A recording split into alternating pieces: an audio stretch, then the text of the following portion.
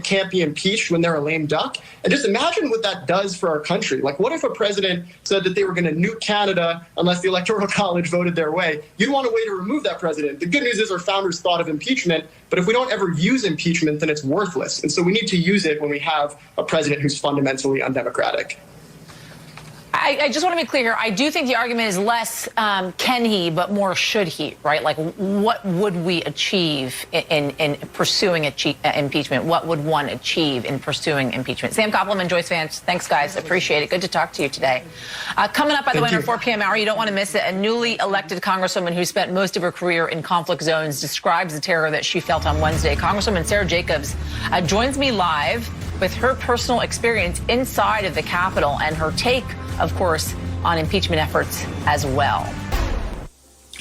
Welcome back. Nothing moves faster than social media. And shortly after Twitter banned President Trump permanently, this satire account popped up showing a mustachioed Donald Trump insisting that he wasn't, in fact, Donald Trump. It was under the name John Barron, a pseudonym Trump used in the 80s to try and get press for himself. Where there he is on Twitter just asking what's up. So, of course, one person who is not finding the parody account very funny is the president, who has lost his favorite megaphone. NBC's Scott Cohn is joining us with more Twitter, taking a stand against the president. Scott, good to have you on this. Thanks for joining us.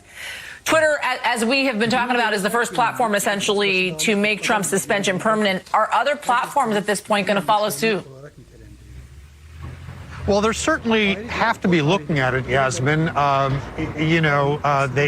of the major platforms have, at the very least, temporarily taken him down, and we'll see if they make it permanent. These are, though, after all, businesses, and Donald Trump, as we know, had 80... It's a sad day when you're literally talking about losing free speech. It's a sad day when big tech has more power than big government, that they can censor the president of the United States. Well, here in tech world, a lot of people are rolling their eyes at that, considering all of the things that the president has been allowed to get away with for so long. But I think it's going to be really difficult. I think a complaint from him that he hasn't been treated fairly is really not going to sit well with the many users who were kicked off the platforms for far less egregious participation in public debate than he was.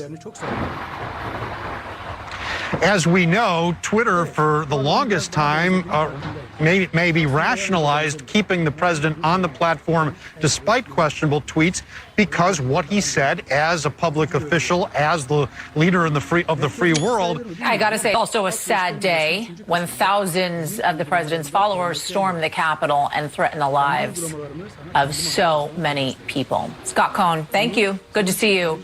So with just 11 days to go until President-elect Joe Biden's inauguration, questions are growing around security measures that are going to be in place for the ceremony following Wednesday's violent insurrection at the Capitol and reported threats of a second attack. NBC's Ali Vitale is in Wilmington, Delaware with this. Ali, it's so good to see you this afternoon. Thanks for joining us on this. So we've been talking all hour about the possibility of all of these threats come January 20th, especially during the inauguration against the Biden camp too. Are there concerns from Joe Biden and his team right now about inauguration safety? Look, understandably, concerns are heightened after what we saw on Capitol Hill this week and the conversations that we're starting to see on various social media platforms about what could happen again. But the rollout has been a travesty. This will be the greatest operational challenge we will ever face as a nation. We're going to need billions of dollars to get the vaccines from a vial into someone's arm, the vaccination for millions of Americans.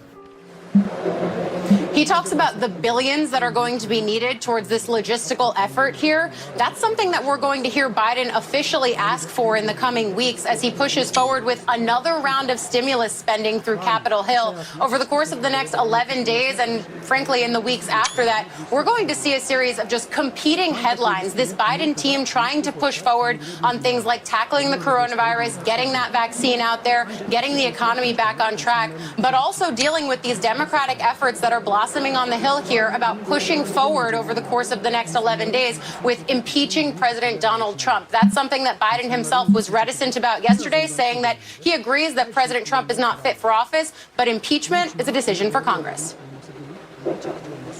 The next 11 days might be the longest that we've experienced in some time, my friend Ali Patel.